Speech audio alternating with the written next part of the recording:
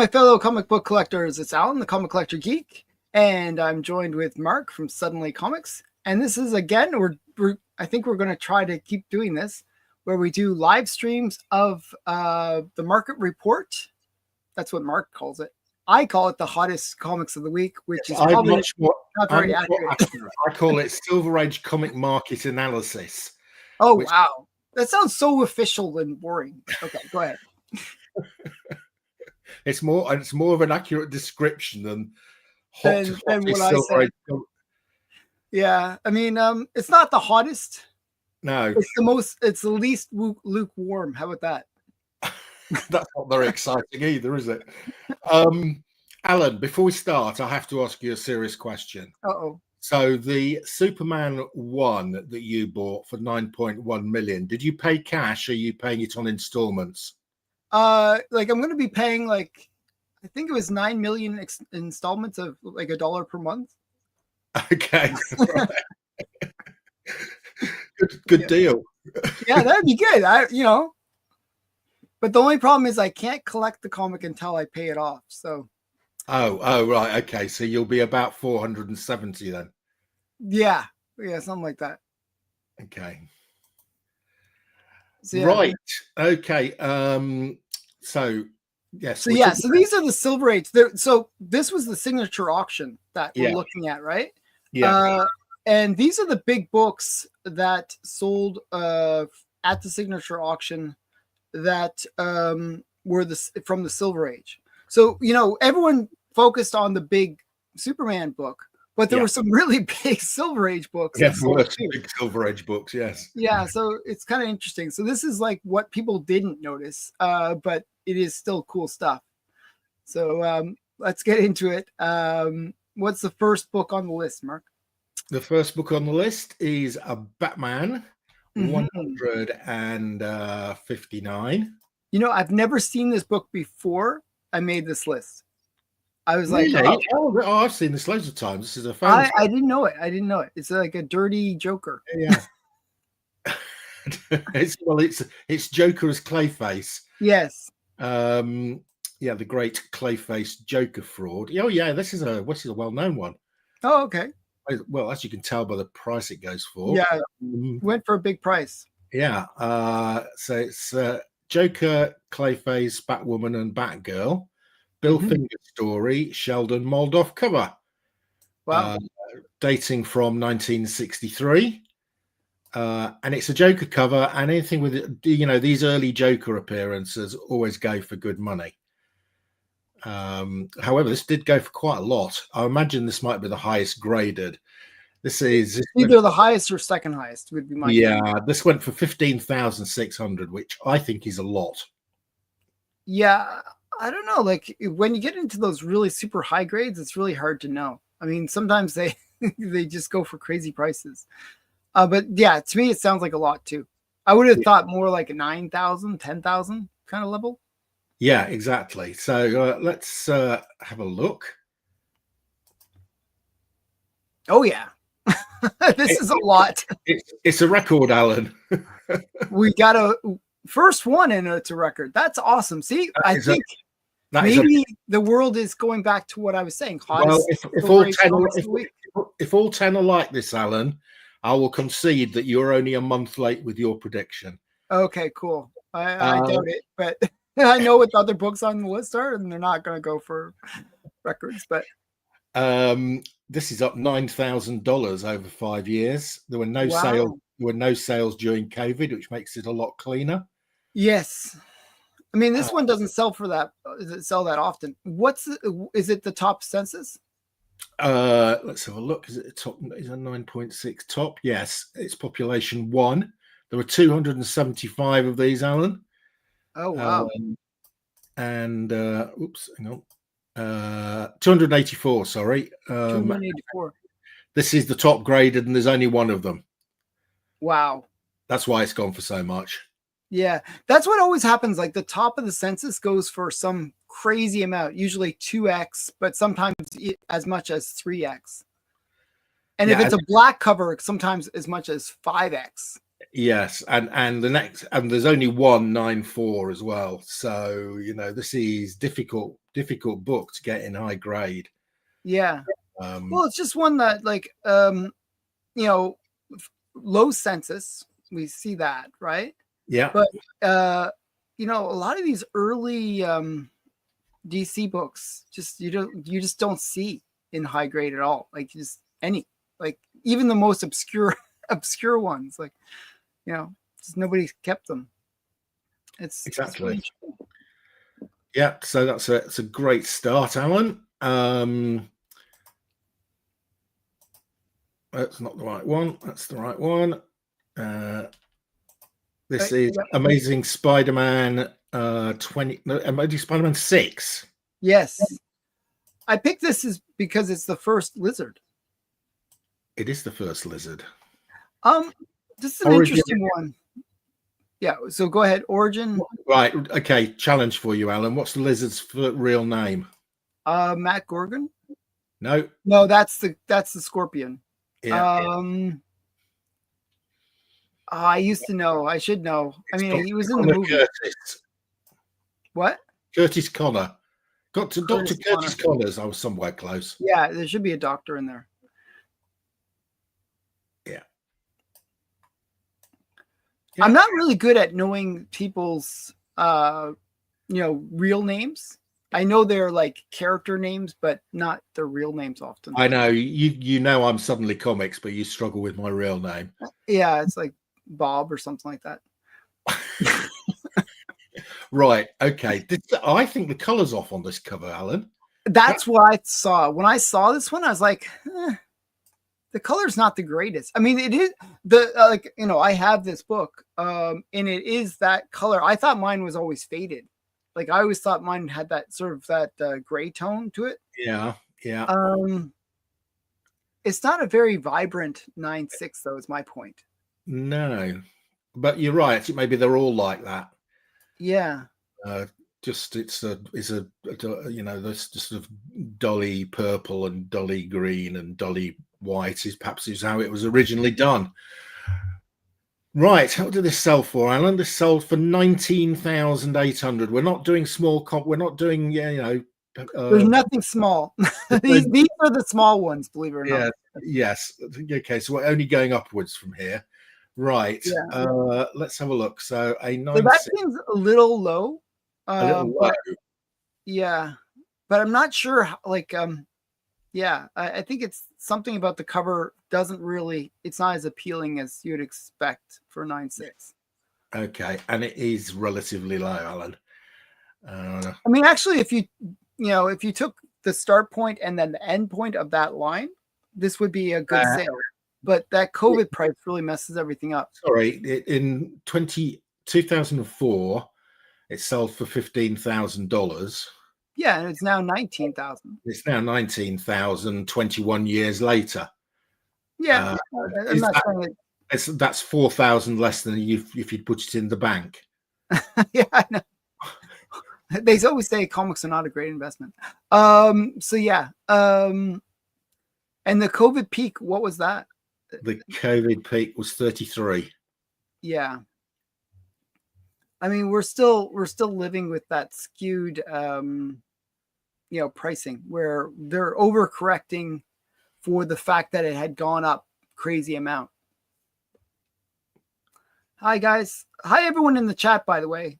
With these market ones, we don't necessarily say hi to everybody in the chat, but we know you're there. We appreciate you. And if you have questions, we will answer them. So don't worry. But we'll go through the market report with you guys. Yeah. Right. Okay.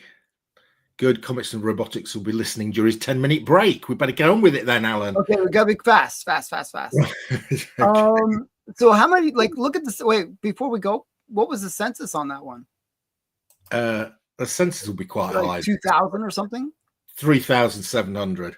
See, that's the difference. That's the difference between Marvel and DC. Yeah, absolutely. So moving on. It's what? Oh, my doorbell's ringing. Hopefully, my wife will get it. Okay. It's next one up, Alan. It's one of my favorite covers of all time. Yes, mine too. And this is a 9/8. I always like these 9.8, like a 9.8 of anything, because then it's sort of this is the top of the market. This is right? a proper 9.8 as well. It's beautiful, sometimes too. you get these 9.8s and you think, not sure that's a 9.8. But Yeah. I can't look at those corners. I know. I can't see anything wrong with this one. And the centering is really good too. Yep. This is a square bound comic, and these are really hard to get in high grade. Really hard to get in high grade. Yeah. This is an impressive book. This is. I bet this went for a bit of money. Thor and Loki appearance. This is a cover by. Yes. Hulk and Hercules cameo. Tales of the Watcher backup story. It's a great John Buscema cover. It's not a white pager, by the way. It's a white to off-white page. But okay, that's the only flaw with it. Yeah. What a just great a book. classic cover, though. Yeah, and it sold for 28,800. Seems a little low to me. It seems a bit low to me because it really is a stunning looking copy, and I'm not sure how many 9.8s of this there will be around. Yeah, that's kind of what I was thinking too. So let's have a look. Oh, it's low, Alan. Really low. Again, it's above the, like, if you take at that mountain of the COVID peak. Yeah, if you go from July 2020 pre-COVID, they go from 17.9 up to 28. That's a pretty good increase. That's actually pretty decent. But the drop from COVID crazy price. What was the crazy COVID price? Well, the crazy COVID price was 107,000. Oof. Wow. Oh, sorry, that's with inflation. Without inflation, 90,000. Still, that's not the greatest. I mean, just ignore the COVID ones. Going from 17.9 to 28 in 5 years is pretty decent. It's actually a good return. Yeah, it is. Yeah, actually, this is one I'd be curious. What is the 9.8 census? I bet it's not that. It's there's 29 of them. Oh, that's impressive. Oh, but then remember 6,156 copies of this, Alan. Yeah, so that makes it a little easier. That's the thing with Marvel. There's just so many copies. Yeah. It really. I mean, that's what killed the price. I bet you before COVID and after that big sale, there wasn't as many 9.8s. There's actually sites where you can check what the census was. Yeah. And once, if a whole bunch of 9.8s start appearing on the census after that, it really does kind of, break down the value of the book. I think this one actually is not a bad one, because if you just ignore those drops. It's good. I mean, I'd be very happy with that. If I bought that for 17,000 5 years ago and it was now worth 28. That's a good return. Yeah. I might regret not having sold it for 90,000. Yeah, that would be like a little sad, but right, onwards. Oh, this is another really nice looking copy. Look at this 9.8 here. Yeah, I have this book, Rob. I have this book as well, Alan. I always loved this cover. I always thought it was the funniest cover. It's the Funhouse Mirror. Yeah. Fat Wonder Woman, thin Green Lantern, long-headed Flash, and Green Arrow as a dwarf. Mm-hmm. Yeah, I mean, this is such a pretty, and it's 9.8 too. This is another. I bet you the 9.8 of this is a little harder to get. Oh yes, because they're going to be slightly fewer than 6,500 of these, Alan. Yes, I think a lot slightly less.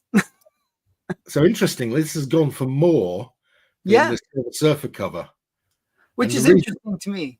Well, and the reason will be scarcity. Yeah. Well, and it kind of makes that point that, scarce books do, hold their value a bit better. Yeah. And I bet you this doesn't have that COVID sale. Do you know what I mean? Let's have a look. I'm itching to look at this one. This 30,000 though. 30,000 for a 9.8 Justice League. Pretty awesome. 9.8. It's the only 9.8 that's ever sold. It's one of one. Oh, 1 second. I'm getting a call. It's a one of one, Alan. It's the only 9.8. See what I'm saying? Like the scarcity is a big factor here. Big factor. What's the census on it? 484. So compared to Yeah. 6,700 or whatever it was, there are only 484 of these. And So compared to 1/15. yes, and compared to, well, it's on 9.8s. If you remember, the Silver Surfer had 29 9.8s. This has one. Yeah. 1/29th. Yeah. So it's just crazy. And this is the only sale ever? Yep. Wow. Let's compare it to the 9.6 if we can. Okay, let's go and look at the just to get a sense of. There's only 196, so that might not have sold. That's not sold. Oh wow. Let's go 9.4 again.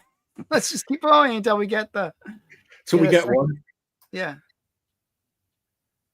I would imagine the 9.4 would be around 5.9. It's 5.94s. And it crashed. Oh my goodness! Look at that crash. But this hasn't sold since just January 2022. So the 9.4 sold for $2,000 in 2022. So this is a really strong sale then.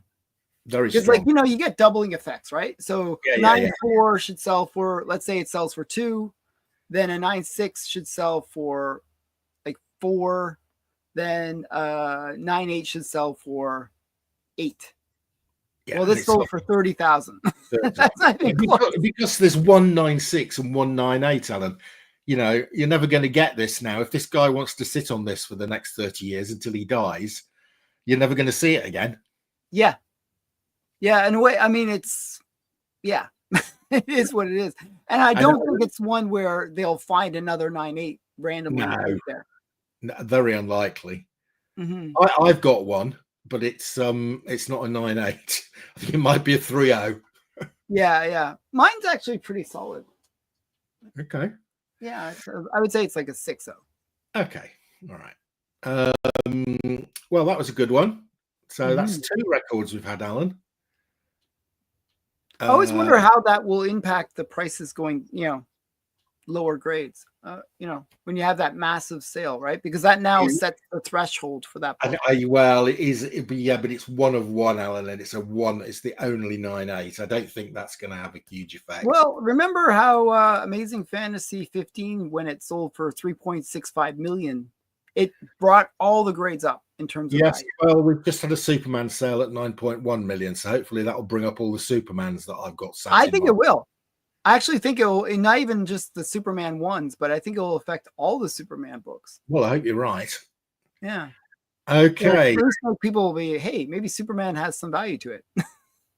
Possible. I mean, people who have never talked to me about comics before have asked me, did you bid on it? So even though my brother knows very little about comics, he was like, oh, did you hear about he asked me as if I would never have heard about this. Did you hear about the sale of the Superman one? And he, it's like, yes, I think I vaguely heard something mentioned about that. Yes. Right. Here's another big one, Alan, in another high grade.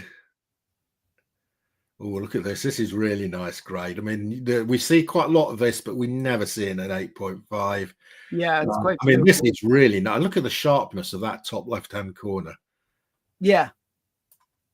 It's very solid book.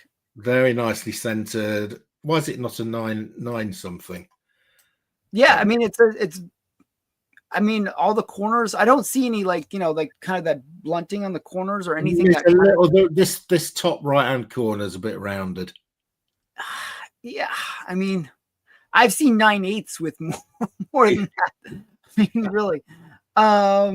This one is very solid. I'm really tempted to get this out and get it regraded. It could be. What's the difference between an 8.5 and a 9.0 in a Journey into Mr. 83? It's probably about. I don't know. I'm not sure. This one's a very solid one. Right. Okay. It's the origin and first appearance of Thor, Dr. Don Blake. Mm-hmm. It's a Jack Kirby cover. This is a different Thor than we're used to nowadays. In this, he was a cripple and he had like a walking staff that he would use, and if he tapped it, he would become Thor. Right. So he Okay. wasn't naturally Thor. He was like, he would transform into Thor. Was that not Mjolnir then? Yeah, well, his staff would turn into Mjolnir. Okay. Yeah. Okay. So this sold for a mere 55,200, Alan. Seems a little low, to tell you the truth. I would have guessed like 60s, in the 60s. Okay. All right. Let's have a look. See, these Marvel books, they don't perform that well because there's just so many of them. That's the problem. What grade was it? 8.5. It was 8.5. Yeah, you're right. The fair market value is 60. There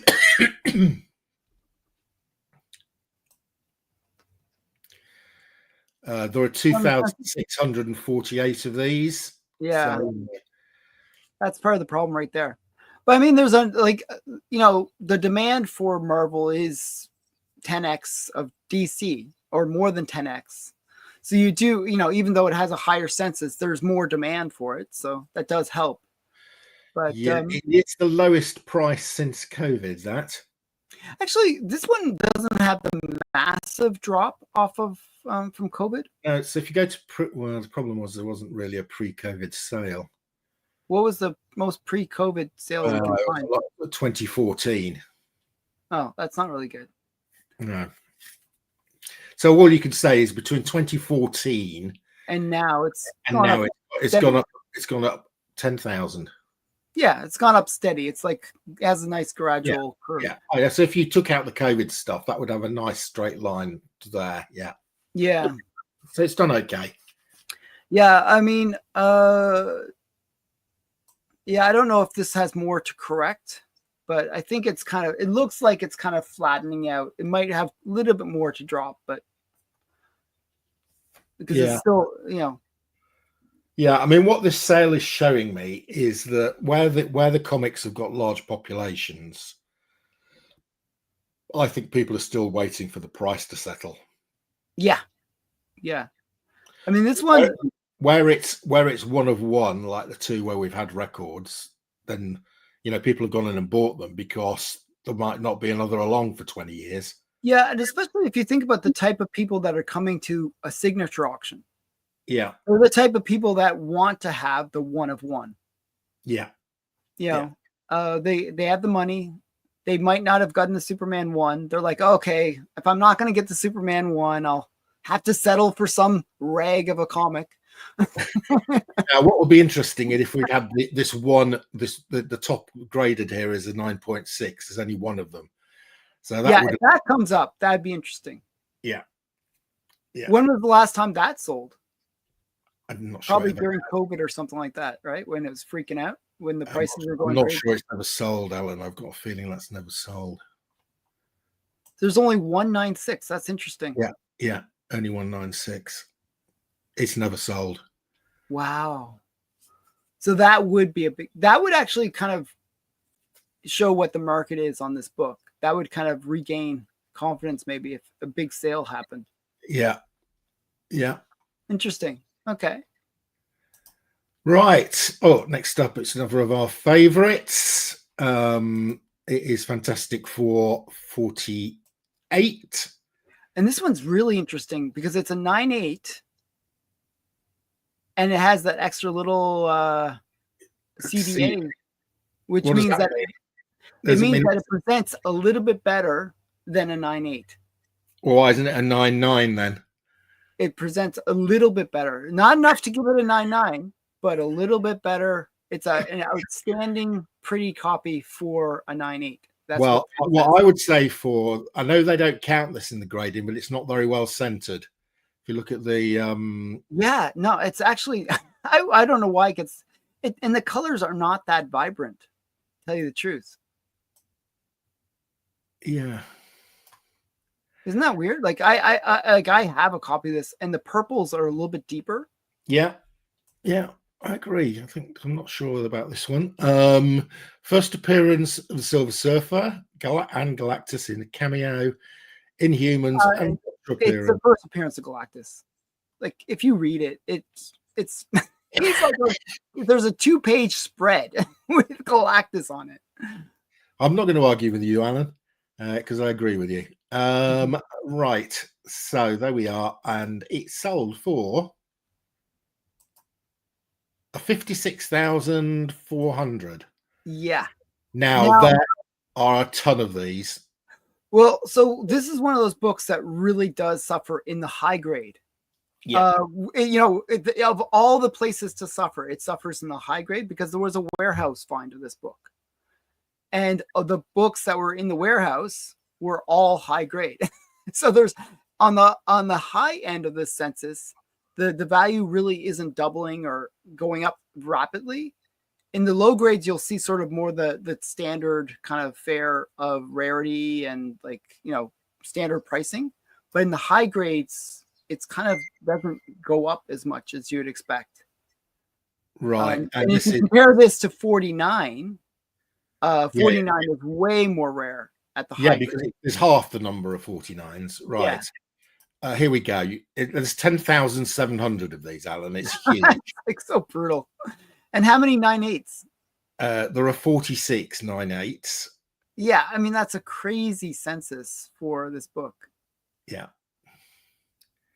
And you can see it. This is a slight bounce back off the base here, Alan. Okay, well, that's a good sign. Well, when I say slight bounce back, it's bounced back by $16,000. Okay. So it's back where it was.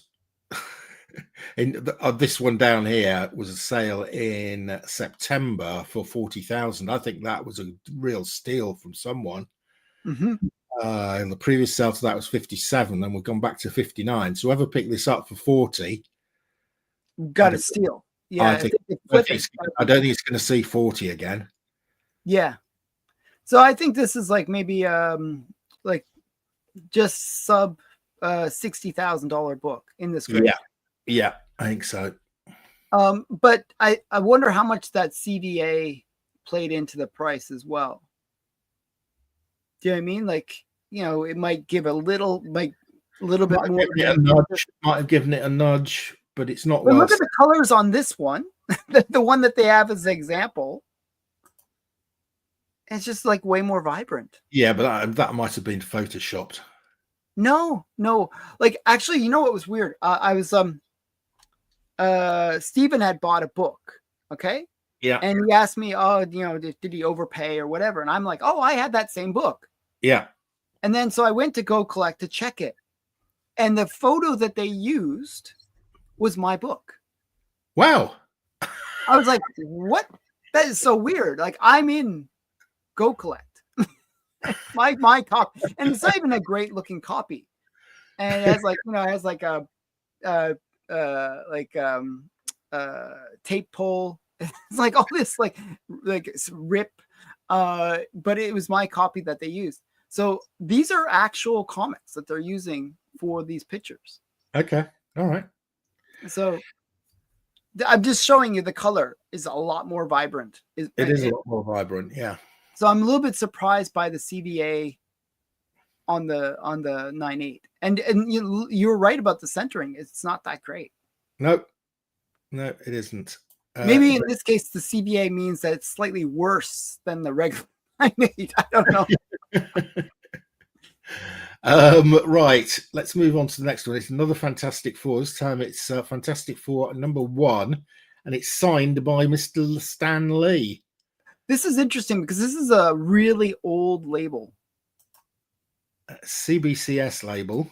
Yeah, we don't usually get CBCS books, on the list.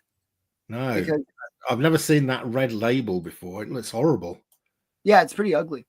It looks like somebody cropped it off the bottom too. It looks like it's not. If I was to get this, the first thing I'd do is break this out. Yeah. You're gonna this is one of those ones where you crack it out, send it to CGC because you're gonna I'd make sure it got cleaned and pressed.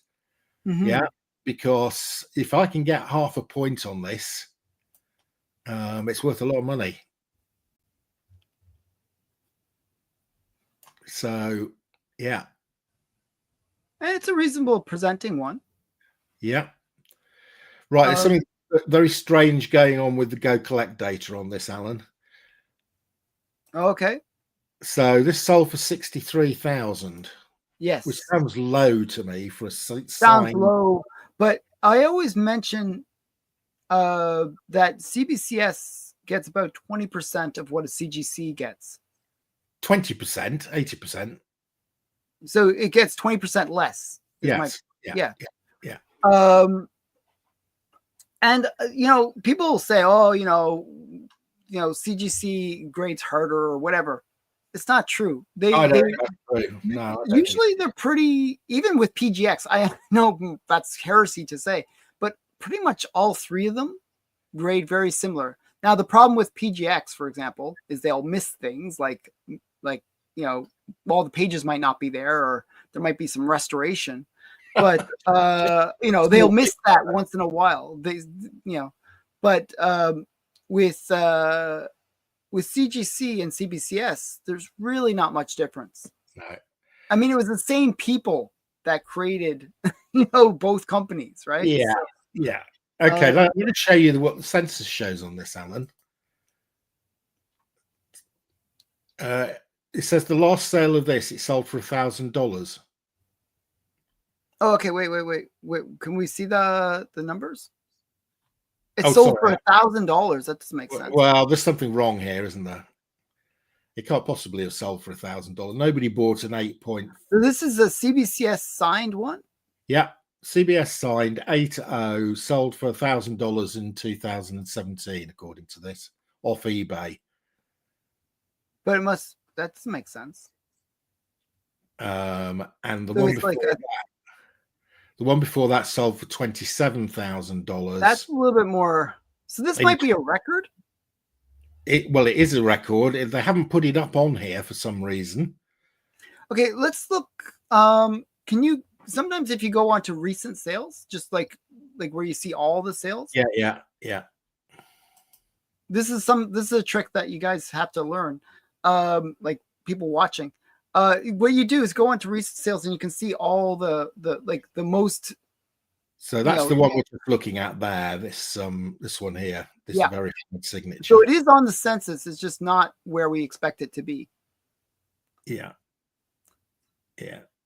And what was the one above it? There looks like another gold label. It's a 3.5, signed by Stan. Okay. Verified signature, but it's CGC. And what did it sell for? And that sold for 10,000. So yeah, so the 8.0 sold for 63, and the 3.5 sold for 10. Okay, so let's say double and a little bit more. Yeah, so I mean, that's actually a really good sale. I guess let's go. Well, hang on. How much does an 8.0? How much is an 8.0? 8.0 signed CGC go for? Well, let's do an unsigned first. Okay, so unsigned first. An unsigned one goes for $98,000. $98,000. Sorry, $75,000. It says the fair market value says 98 here, but the last one sold for 75. Oh my goodness! Like this one. So even at 20% lower.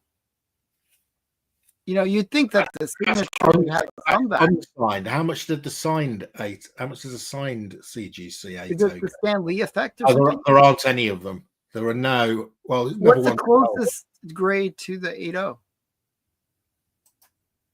7.5. Is there a 7.5? You'd expect a little bit of a increase in value. So 7.5 hasn't sold for nearly 10 years, so you can't really take any. And what did it sell for back then? 33 and a half. Okay. You can't really tell anything from that. You You can't really compare that. I mean, in 10 years, it's gone up a fair amount. Yeah, it's still selling for quite a lot less than a 7.5 CGC unsigned. No. Oh, yeah. But unsigned, it's like not even comparable. Like it's like really down. Yeah. So the strange one, it's up if you look at it one way, it's down if you look at it another way. I mean, but is it the Stan Lee effect where, Yeah. sometimes when Stan Lee signs things, people, I don't know why, it actually reduces the value of the book. We've noticed this a few times, and we're noticing sometimes it does increase it significantly. I think the last one we looked at, yeah, it was actually a huge increase. Yeah. Right. Okay. Very odd. I don't know. That one's a weird one. I don't. Something. What's the census on it? I mean, it's like a 3,000 census or something. Yeah. Yeah, I think so. Let me have just a quick check. 3-1. Spot on, Alan. Right. So our next comic is another favorite. Yeah. These are all going to be big blue chips, aren't they? So here we go. X-Men #1 in a 9.0.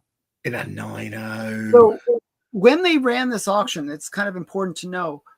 They front loaded some of the bigger books. Yeah. So the Superman one was early on. This X-Men one was early on. So they kind of put all their biggest books first, and then they, that didn't mean that there was not big books later. It just meant that the biggest ones were first. Yeah. And a lot of them realized better returns as a result. Yeah, because it was probably the hedge funds watching the big stuff at the start. Yeah, let's get the big ones out of the way, and then we'll go to the regular auction afterwards. Yeah. But yeah. I mean, this is a pretty copy. I mean, it is. Yeah, I agree. I would not disagree with the 9.0 rating on this. Pretty decent. I mean, this book, though, recently we were seeing it wasn't performing that well.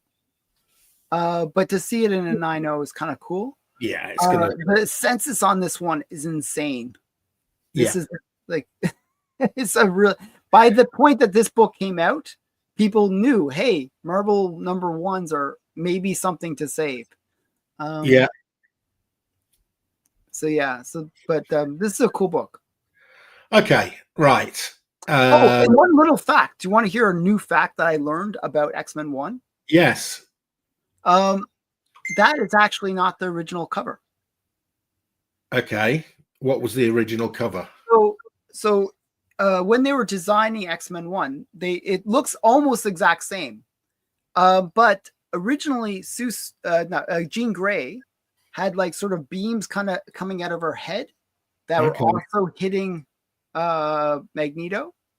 Okay, well, she's just standing there, right? She's just doing this. Yeah, I mean, she looks as if she's doing a dance or something. I mean, what is she doing? But originally, it had like these telepathic beams hitting Magneto. Right. I mean, so if you look at the Millennium, there's like a Millennium Edition reprint. It actually shows what the original cover looked like. Okay. I mean, she looks completely gormless there, doesn't she? Yeah. So, if you pick sort of which X-Men are being the most useless, Jean Grey gets about 0 out of 10. Iceman, who's throwing snowballs are a little bit weak, but get 1 out of 10. I'm not these two. That thing could do something, I suppose, and he could do it. So, bazooka. The bazooka. Cyclops, definitely wins on the usefulness. Yeah. Yes. But so the thing is, it was Stan Lee that said, "Hey, it's too busy with her zapping as well." So if you look at the Millennium Edition, you'll see what it was meant to look like. Okay. It's interesting. It's actually quite interesting. Okay. Well, I think Stan was wrong because it just makes Jean Grey look stupid. Right. Maybe.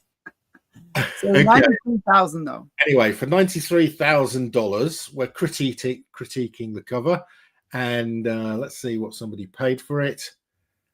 Whether it was value or not. Well, it was down a bit. It's holding its value after that dip. It's maybe down a little bit. I don't know. Yeah.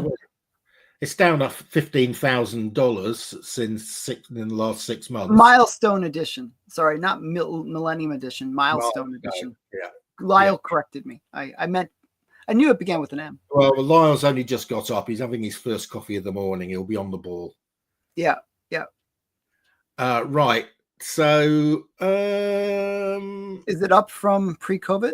Pre-COVID 96. And this was 93. Yeah. So no. Oof. As I said, for some reason X-Men 1 hasn't been performing very well. How many of these are there, Alan? 6,800. That's why. Yeah, well, that's why I said it's got a really high census on this one. And 35.90s. Wow. Yeah. So that's part of the reason. Yeah. Yeah. So I'm afraid that stuff where there's lots of copies are all still suffering. Yeah, but X-Men 1, I think, this is maybe a good time to buy, especially because it is below the pre-COVID price. I think it's overcorrected. Yeah. And I think it's got potential because they're going to have another X-Men 96 season, right? Yeah. Yeah. And they've already hinted very strongly that they're going to put X-Men in the movies. So, it's one that has a lot of potential. Yeah. Okay. So, right. That's okay. So let's move on to the next one. We've got two left, and they're going to be even bigger. Yeah. So here we go. It's guys start guessing which one is the top of the list. Well, yeah. It's going to be a hard guess for you, right? So now, Alan, something's up here. This is a very low grade copy because it hasn't got the doesn't even have one of the quotes. Doesn't even have one of the quotes. Century. Has it got the table? No, it hasn't even got the blue on the table. Yeah. So we're looking at so you know what to look for, and this one doesn't have it. No, so this will have probably gone for $10 or something. Yeah, exactly. So it's a 9.2, which is really high grade. Yeah. Origin of the appearance of Tony Stark. But the centering is not the greatest. No. Yeah. So if you're a purist, you probably wouldn't have bought this one. Yeah. However, it went for $180,000. I wouldn't, if Alan came to me and said, Mark, I don't want this anymore because it hasn't got the quotation marks. I'll be quite happy to take it off his hands. Yes. I feel like 108,000 is a strong sale. I think it probably is, especially since it hasn't got the quotation marks or the table. Yeah. Let's have a look. I would have thought in the 90s, personally, but yeah. What was it? A 9.0? A 9.2. And what did it go for? 108? 108. It's 3,000 above the current fair market value. Okay. So that's actually a strong sale. I mean, we don't have that many sales in this one. No, there's 16 of these, but it doesn't sell very often. This is only the fourth sale in 4 years. Yeah. I mean, the COVID peak was what for this one? The COVID peak was 168, but oh, wow. It's only sold twice since. This is only the second sale since then, and it's just been about. It was 100. Kind of holding its value at this point. Yeah. So it did a major correction after COVID, and then kind of held that value. Yeah. Yeah. I think this has done all right, actually, Alan. In a weird way, the books that don't sell that often, kind of outperform in a way, because they just don't have the people are, when they feel like there's a little bit of that scarcity, it can kind of help hold the value a bit better. Yeah. I mean, if you look at this one on the Go Collect, you can see what we're talking about. You can see the two quotation marks. And you can see the little bit of blue at the bottom. The bit of blue under the table there. That's what you need to look for. Yeah. So this one is not a great copy, actually. I know it's like a 9.2 and all, but it's not. I know, but CGC don't downgrade for centering. Yeah, no. But I think if you're going to be buying a book at $100,000, these are things you would actually consider. Yeah, definitely. So I think this was actually a reasonable sale for what we got, for the book. I agree with you. But another high census, like another 3,000 on the census, but yeah, I think it's a good one. Okay. Right. Okay. So now, what is the biggest book? Alan, what's it going to be? Oh, I wonder. Is it Mark's favorite book? It was 3 weeks running now. We definitely had it last week. I had to, like, if I didn't put this one on the list, I mean, it would be like negligence on my part. I mean, this is the biggest sale that happened in the Silver Age for the entire week. So, right, it is everybody's favorite spider. Everybody, I'm constantly trying to get rid of cobwebs in my outdoor. But this is an interesting one. Like, this signature auction had some really, really big books, but they didn't bring in a huge amazing fantasy. I mean, this is a 7.5. It's a decent copy, but it's not like the big sale that they had way back when with the 9.6. Yeah, but how often do they sell, Alan? They don't sell very often because people buy them and put them away. I feel like I think this might have been on purpose, that they didn't want to have two really, really big books competing against each other.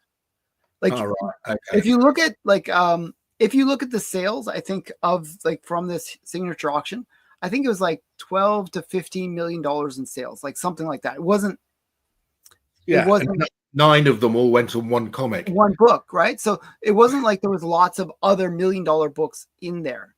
So I think I think they know that the market can't handle two really, really, really big books coming up at the same time. Yeah, you're right, Alan. You wouldn't want it. If I owned the 9.6 Amazing Fantasy, I would say put me in a different auction to the Superman one. Yeah, because they're gonna compete with each other. Yeah, exactly. Right. So I think this is sort of that second tier. The poor rich people will have something else to look at. Yeah, the millionaires rather than the billionaires. Right. Exactly. it's kind of like that. So 144,000 for 7.5. Yes. Seems decent. I don't know. We've been bobbling along whenever we look at it. It's just when we were looking at this book, it was $9,000 per point. Yeah. Okay. Now, usually there's a bit of a jump in the higher grades. Yeah. But I would have still thought, maybe 90, 10,000 a point, or a little bit more than 10,000, maybe $15,000 a point. But this is almost like $20,000 a point. Well, you're wrong, Alan. This is exactly on fair market value, and it is bobbling along, like I said it was. Okay. So it's bobbling along. But I would have thought, like, if you look at the lower grades, it's like $9,000 a point. This is a strong performer at these high grades. Yeah, because there's not a lot of the high grades. There's no 9.8s. There's 4 9.6s. And if you consider how desirable, now there are 50 of these, but that's at 7.5. So I think this is harder to find in high grade, isn't it? Yeah. If you look at this, look at the graph here, Alan. This is one that Amazing Fantasy 15 is one that is known for its Marvel chipping. Yeah, and if you look, getting this in high grade is really hard. Yeah, the median grade on this, I would say, is a 3.5. Yeah. Whereas quite often you look at these things and they're up at it's more skewed to the high grade, right? Yeah. So I think that's why I think this is really hard to get in these higher grades. Look at the bottom. It's tailing off from 7.0 onwards. Really difficult to get above. Well, so that's why, we were talking about how scarcity has been really holding value, or like bringing the value up. This is a scarcity of high grade. Where it's not like the FF48 where there's like a lot of high grade copies. This is like a hard book to get in high grade. Anything above a 6, really. Yeah. So yeah. See, it's 4, 3, 5. The chipping is really it is a real problem with this book. Actually, Steven was telling me a story where he had like some Marvel book at this era, and he didn't, he was, really meticulous about keeping his books, and it still chipped. It still would have chipping. So it's like, really hard to get these where it's pretty like this. Yeah. Right then, Alan. So, what is your conclusion from this sort of top end Silver Age sale? Well, because the prices have dropped so much, you might as well just send all your comics to me. I will give them a better home than the trash. If you send them to Alan, I'm reporting him to the Monopolies and Mergers Commission because he's got far too many already. Yeah. So you ought to send them to poor old Blighty, because we're a third world country now. You're third. Well, Canada's a third world country too. It's this is basically what you were saying. It really is probably the best explanation. Books that are scarce held their value and are going up. Books that are more common, people are holding off on. They're not. There's just there's no reason to FOMO. There's no reason to pay more, right? You have options. Yeah. So hopefully someday in the future, the market will recover and I can be accurate about something again. And I think we can go back to our previous title of hottest Silver Age comics of the week. Anyway, let's look at the positive. We had a big record on the Batman. Yeah, we had a few records actually. Yeah, we had a couple of proper records. It was on comics that was one of ones. Yeah. Both of them were. It's a 9/8, and there's one of them. Lau said that he would send me his X-Force 1. What? My X-Force 1. But don't send him any comics. Oh no, he's going to send them to Lyle. No, That's like a dollar bin book if you're lucky. If it's a high grade copy, it's a dollar bin book. Yeah. Oh, he's probably already got a box full. Anyway, yeah, I do have X-Force 1 actually. Okay, guys, that is it for this week. We're probably going to keep this as a live show, even though I end up with less viewers, because what used to happen is everybody who used to watch Alan's show used to come and watch my show. Now you all watch it on Alan's channel. Yeah, don't get as many views, but I don't care. It's fun. It's fun, anyways. It's more fun, I think. So, after you watch this video on my channel, go over to Mark's channel and watch it again. That solves the problem. Yes, when you rewatch it, watch it on my channel. Yeah, watch it on Mark's channel. So that'll be fun. Splat says, I think everything comes down to supply and demand, and supply is reasonably constant, but demand goes up and down with fans and creators. That's true. I do think that there will be a new COVID spike. Not COVID, hopefully not a pandemic or anything like that. But there are checks that are supposed to be going out to Americans. Well, when President Trump has solved all the world wars, that might have an effect. Yeah, they're doing like the stimulus. Like they're not a stimulus, but it's like for all the tariffs, they're thinking of giving everybody a $2,000 check. What, in America? Yeah. So nice. I think something like that, where people just get what's called free money. That could stimulate. The record Superman sales, people who don't talk about comics are talking. Oh, yeah, those ones, it doesn't matter. Those people are, the $2,000 is not going to make any difference. But look, here we go. So I've got to have somebody watching it on my channel. That's nice. Yeah, if you missed the beginning of this video, go back to Mark's channel and watch the beginning of it. See? Yeah, I'm not sure about the checks either. Tell you the truth, you're probably right, Andy. But it's one of those things where people get a little bit of hope. They might splurge on something silly like a comic book. And if Doomsday is ridiculously good, I don't know. I mean, Marvel hasn't had a really good track record in the last 5 years, but hopefully. hopefully they will start producing some good movies. Well, we both liked Fantastic Four. Right. Yeah. Okay, that's it for this week. We will be back next Monday at 4:00 UK time. What time is it in Canada? It's 11 o'clock Eastern time. 11 o'clock Eastern time. And goodness knows what time it is in Indianapolis or Central America somewhere. A couple of hours. I have no idea. Okay. Okay. Cheers, Alan. Bye.